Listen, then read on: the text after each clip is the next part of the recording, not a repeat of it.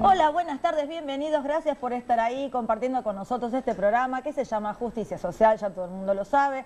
Estamos muy contentos de poder ofrecerles nuevamente un repaso de las noticias semanales en temas, bueno, gremiales, política, economía y sobre todo haciendo un fuerte anclaje en el tema educativo que tanto nos ocupa y nos preocupa, como digo siempre. ¿Qué tal, Luis? Bien, muy bien. Sí, efectivamente, el tema de la educación al final de cada expresión, de cada concepto termina siendo prácticamente un común denominador, ¿no? Parece que se desvanece el tema de educación, como que se instala en los medios en febrero con el tema de las paritarias, después se va desapareciendo de la agenda. Este año no tanto, este año me parece que fue tal vez por acción de los gremios, ¿no? Que ha estado muy latente, pero estuvo presente mucho y sobre todo teniendo en cuenta las dificultades, por un lado de infraestructura, que nosotros mostramos todos los programas, y por el otro lado me parece que la currícula también está, digamos, muy deficiente, ¿no? Estamos muy atrasados y eso hace que la Argentina evidentemente sea un país que no tiene un futuro en este sentido, en ese sentido al menos, por lo menos en lo que se refiere a la instrucción privada, ¿no? A la instrucción pública. Para eso está este programa, para que no se caiga de la agenda el tema educativo. Bueno, vamos a arrancar entonces con la cita obligada. A violar la ley. Mi mano derecha es José López, que chupaba las medias y otras cosas. Esa es nuestra felicidad. Son todas las obras paradas. Bueno, arrancamos con la primera de nuestras citas obligadas de la semana. Espero que haya una discusión seria respecto a ganancias. Ganancias es el tema de la semana. Esto lo dijo el ministro de Economía, Alfonso Pratgay, respecto, bueno, del proyecto del Poder Ejecutivo que ingresa al Congreso, el proyecto que intenta modificar ganancias, casi a la par con el proyecto del masismo, ¿no es cierto? Sí, yo no diría a la par, yo diría, digamos, en la saga. Sí, ¿no? Tal cual. Recordemos que ganancias es digamos, una propuesta de campaña, ¿no? Estaban esperando muchos esto. En la campaña, Mauricio Macri dijo, no en una oportunidad, sino en varias oportunidades, que él iba a tratar de eliminar el tema de campaña, de ganancias. Eliminar, esa era la promesa, era eliminar. Sí, pero vos sabés que los temas de campaña, ¿no? Uno a veces imagina a Trump con todo esto, ¿no? Los temas de campaña no siempre son los temas de gestión, ¿no? Porque la realidad es como el teorema de Baglini, a medida que estás acercándote al poder, casi te vas dando cuenta de cómo son las cosas. Y me parece que el tema de ganancias produjo doble impacto.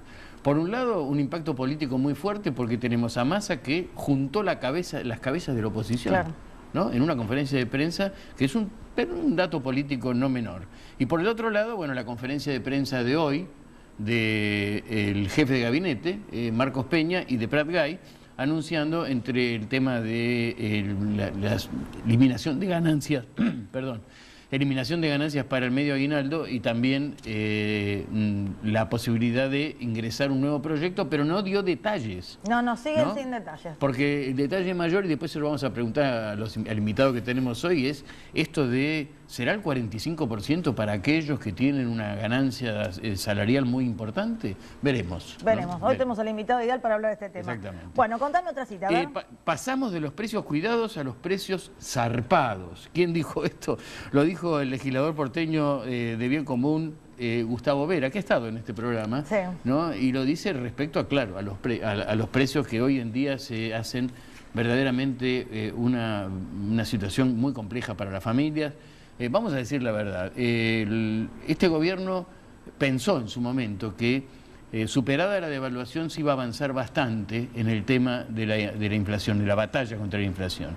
No contó con dos cosas. La primera, que no se le respondió a este gobierno en el tema precios, porque la inflación no pudo ser derrotada. Y segundo, que tuvieron que ajustar, y ajustaron tarifas, y al ajustar tarifas hizo que la curva de la inflación que venía bajando tuviera un pico para arriba. Eso genera una situación muy especial, pero también tiene impacto político. Atrás quedaron los pronósticos del gobierno. Bueno, otra cita obligada. Decir que los docentes son del siglo XX es una agresión gratuita. Esto lo dijo el secretario general de UDOCBA, Miguel Díaz, con respecto a las frases del ministro de Educación bonaerense, Alejandro Finocchiaro, que dijo que la escuela que tenemos es la escuela del siglo, digamos, XIX, que los docentes son del siglo XX y hay alumnos del siglo XXI. Entonces, bueno, lo que se pregunta el dirigente es, ¿y de qué siglo son los políticos? ¿No? Y si en todo caso hay docentes que están en mejores condiciones, que son, digamos, jóvenes, brillantes, como él suele decir, que los traigan a dar clases, porque realmente se fue tomado como una agresión, realmente por parte de la comunidad docente, este desfasaje que marca el ministro, que a lo mejor no es tan así, ¿no? Efectivamente, ¿no? Eso es todo un tema ese, porque sin ningún lugar a duda habría que equilibrar todo, ¿no? Nosotros tenemos los políticos que proceden de esa generación del siglo XIX o del siglo XX. Cuando se caen en cosas así tan esquemáticas, sí, uno corre riesgos de pifiarle, por decirlo en criollo. Es una jugada también con una tonalidad política muy particular y puede considerarse una agresión, sí señora. Y después vamos a ir a la última cita obligada, y es obligada porque lo tenemos a nuestro invitado aquí, a Matías Tombolini, un hombre joven que mide la economía desde una perspectiva precisamente joven, y además señalando lo siguiente: la recuperación no asoma, que no es una novedad, pero seguramente él va a tener las explicaciones idóneas como para saber qué es lo que pasó en todo este proceso. Un año llevamos ya de gobierno y algunos dicen tendrían que haberse tomado las medidas justas para hacerlo. Y uno se remonta a algunas frases, como la de la propia Vidal, que dijo: si hubiéramos tenido que arreglar esto tan rápidamente como pensábamos, muchos hubieran quedado en el camino. Bien, entonces vamos a tener, ya está en piso, el invitado es Matías Tombolini, es economista, es profesor universitario en la Facultad de Ciencias Económicas de la UBA, es columnista, bueno, muchos de ustedes lo conocen seguramente de los medios, así que bueno, ¿qué te parece si pasamos a nuestra entrevista de hoy? Vamos ahí. Bien, le damos la bienvenida a Matías Tombolini, gracias por estar acá con nosotros. No, muchísimas gracias por invitarme. Bien, ayer fue la conferencia de la UIA, la anual, ¿no? Y había... Los cronistas que estuvieron ahí reflejaban el lamento de los industriales por todo este año, por todos, digamos, los problemas que han tenido con este gobierno. ¿Vos qué opinás? ¿Crees que alguna medida de las que anunció el gobierno va a paliar esta crisis? Por ejemplo, el anuncio de ahora 18, por ejemplo, los reintegros a las importaciones, todo lo que habló ayer el gobierno en esa... me acuerdo Vidal estuvo pidiendo la apertura de 1 millón de puestos de trabajo. ¿Algo de esto sirve? A mí me parece que lo que no termina de quedar claro es para dónde va el gobierno. Yo más de una vez definí que no son ni chicha ni limonada, ni se avanzó en la dirección de un ajuste fiscal contundente, en una dirección para bajar la presión impositiva, bajando el gasto sin que esto genere mayor déficit fiscal, ni tampoco se fue un modelo de sostenimiento del consumo como para que ese gradualismo sea real, además del gradualismo que plantea el gobierno en la teoría, en los libros. Lo cierto es que vos tenés una Argentina en donde los salarios fueron 10% más despacio que los precios, y donde además lo que le queda al laburante del salario, a pesar de que le queda menos que antes respecto de los precios, lo divide distinto, porque una parte va a tren, subte, colectivo, agua, gas, luz, que antes no estaba. O sea, la proporción de servicios que dedicamos de nuestro sueldo es mucho mayor que antes. Entonces vos tenés un efecto renta, o sea, te comprás menos litros de leche que hace un año, y un efecto sustitución, que es de la torta que tenés de salario, que además es más chica que el año pasado, la repartís distinto. Entonces, lo que ve el industrial, lo que ve el que vende carne, lo que ve el que vende verdura, se vende menos. Y eso era lo que te decían hasta septiembre. Y ahora lo que empiezan a decir es, che, la cosa no arranca. Entonces, pero la respuesta está en lo que está diciendo. Si cae un 10% del salario con respecto al año anterior, ¿cómo se reactiva? Si no es vía salario, vía consumo, ¿cómo se reactiva? A mí me parece que hay ahí hay un conjunto de elementos que se deben considerar a la hora de pensar justamente cómo encontrar una salida para la Argentina, que es de carácter múltiple. Lo primero que me parece que no puede pasar es que se enojen con la oposición o con el que piensa diferente, porque es kirchnerismo al revés. Digo, las declaraciones de La Baña generaron un revuelo terrible y lo increíble es que habló alguien que no está gobernando y que no planteó tampoco la toma del Palacio de Invierno. Dijo, miren, el tipo de cambio está atrasado y se están endeudando mucho. Se agarran a una frase que no gusta y lo castigan. Aunque no tenga razón, digo, el gobierno pasado decía exactamente lo mismo. En vez de discutir la idea, estamos discutiendo el que dice la idea. Si La Baña recibió el gobierno con más o con menos tipo de cambio competitivo.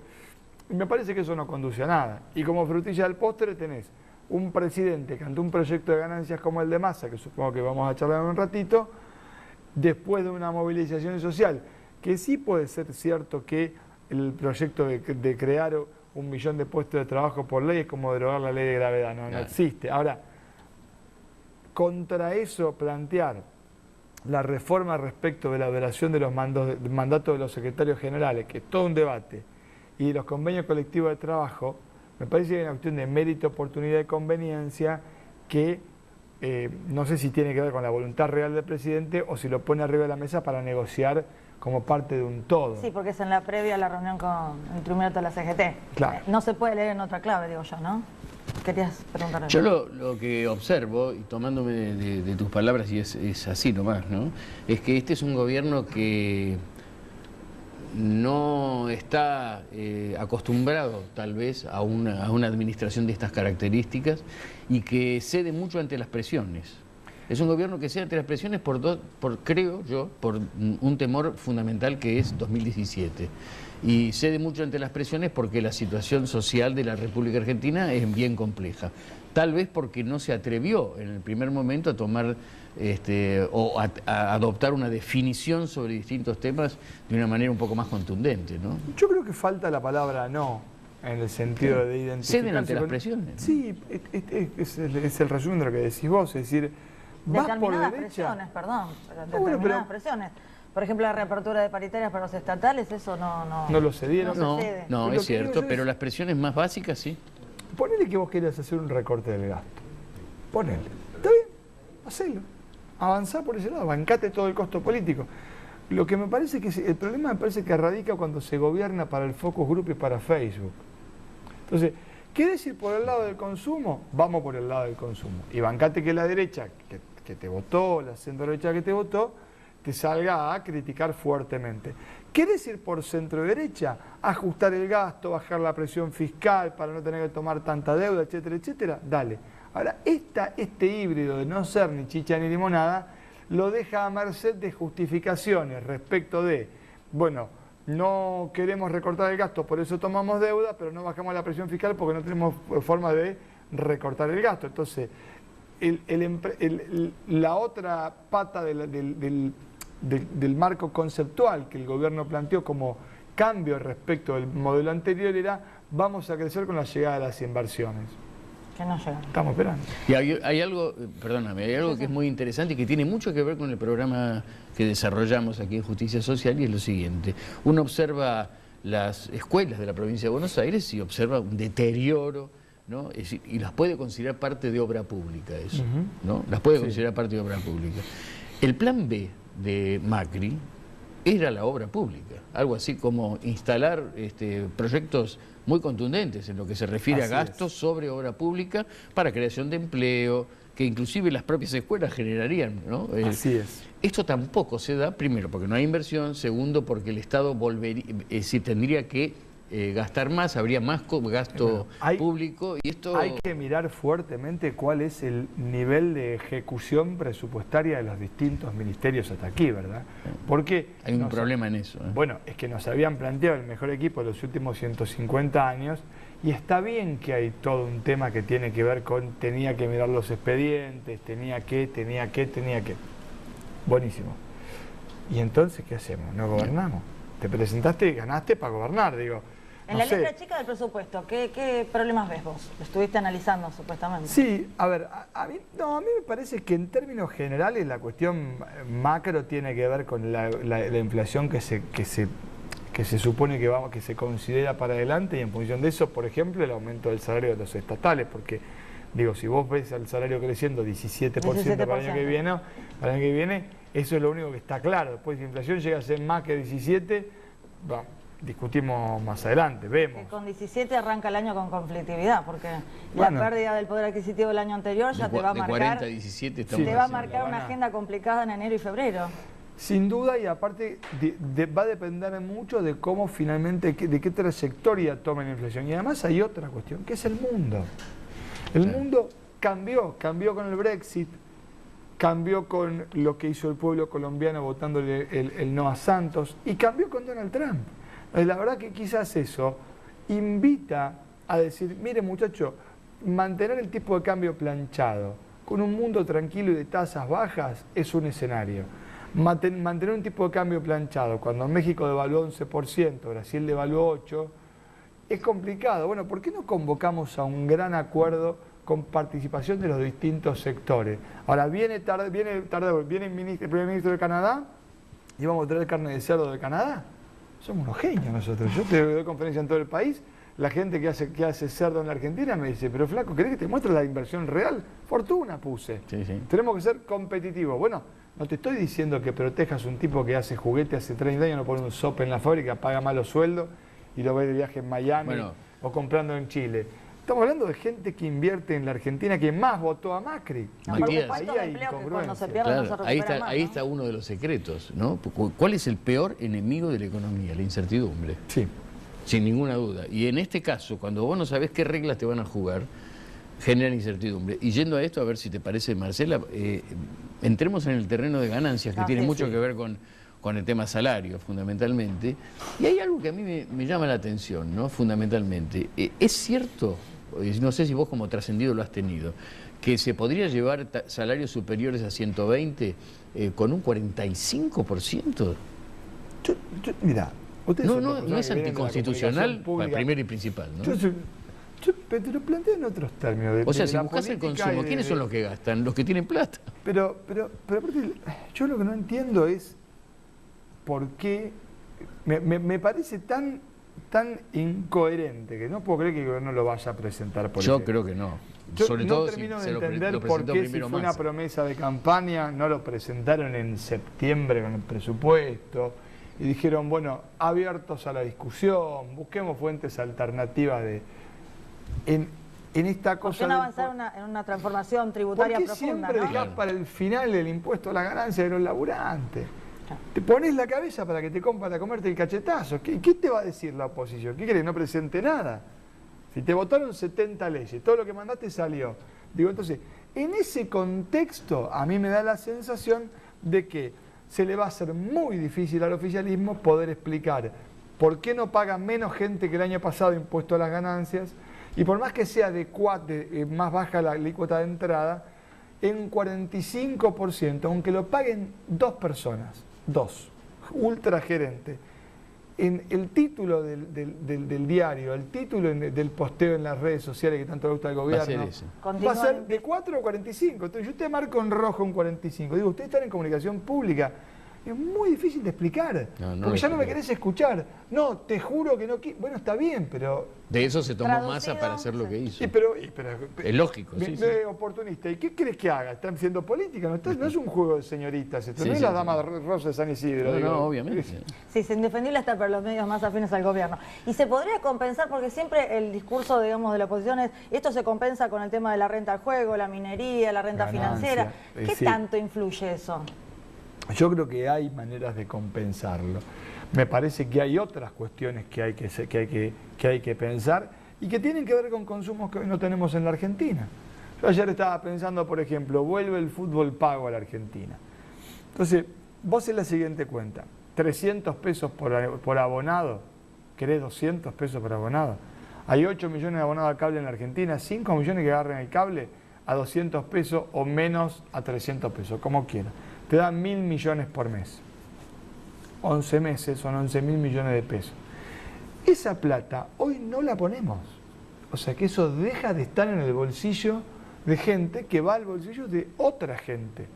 Punto número 1. Con lo cual, además de ganancias, me tenés que explicar Digamos, vos querés incentivar el consumo y estás sacándole al consumo 11.000 millones que salen de la calle.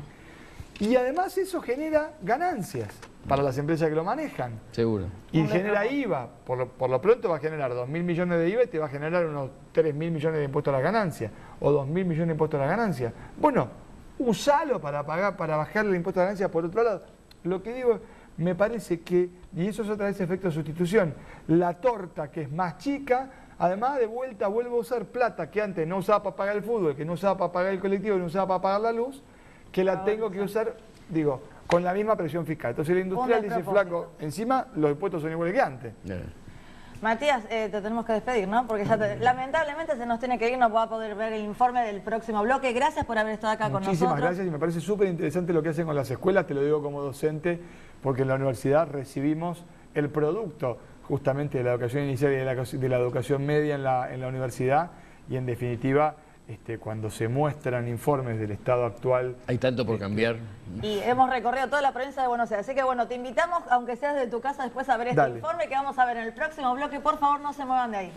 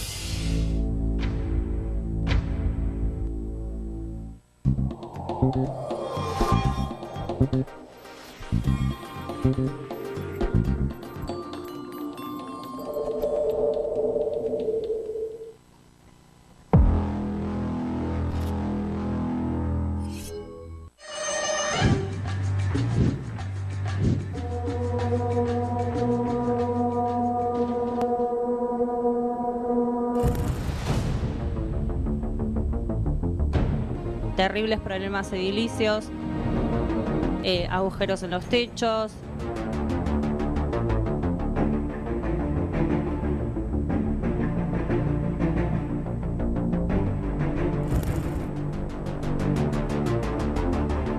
La necesidad que tiene la comunidad de que sea una escuela propia, tienen que darse cuenta los políticos, sumarse a lo que la comunidad pide.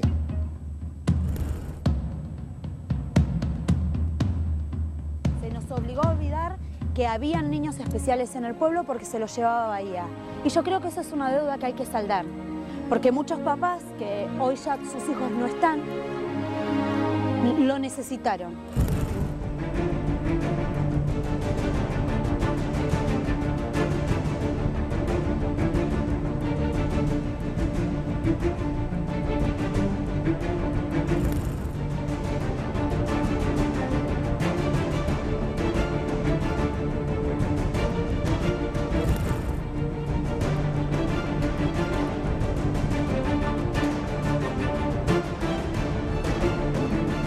Que no siga siempre igual la educación en la Argentina, porque si tenemos buena educación vamos a tener un país en crecimiento.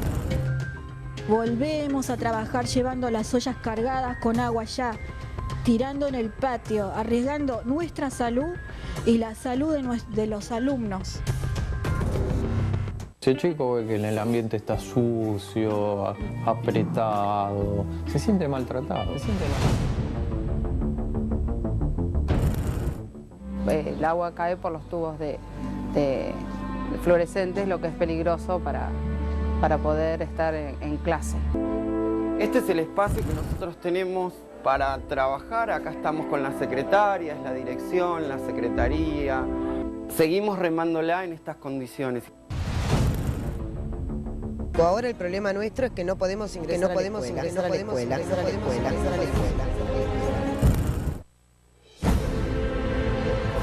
Para pasar de la dirección a la preceptoría que tenemos el pasillo que vimos hoy, con paraguas. Está separado solamente por un armario. De aquí en más está lo que es la sala de profesores, lo que es preceptoría.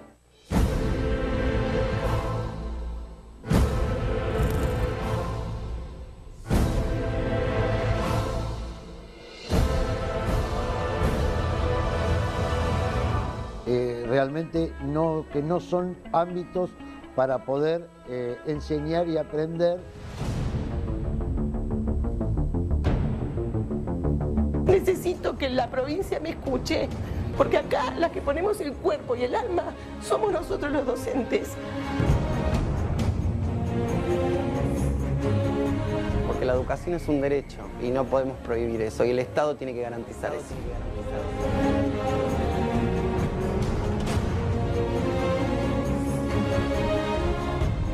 Estamos realmente muy contentos, muy satisfechos con nuestro equipo de producción de exteriores que han realizado estos informes que son tan claros, ¿no? Porque a veces uno habla sobre la realidad de las escuelas, comenta porque alguien le dijo que la escuela tal no estaba en condiciones, pero esto es ponerlo en la pantalla, esto es ponerlo en imágenes. Exacto. Y han recorrido realmente kilómetros y kilómetros de la provincia de Buenos Aires mostrando los problemas, los comedores, los edificios, la falta de accesibilidad a las escuelas y el esfuerzo de los docentes, como siempre, poniendo el hombro. Sí, hay muchos que inclusive me han dicho a mí personalmente, pero ustedes están mostrando siempre lo malo.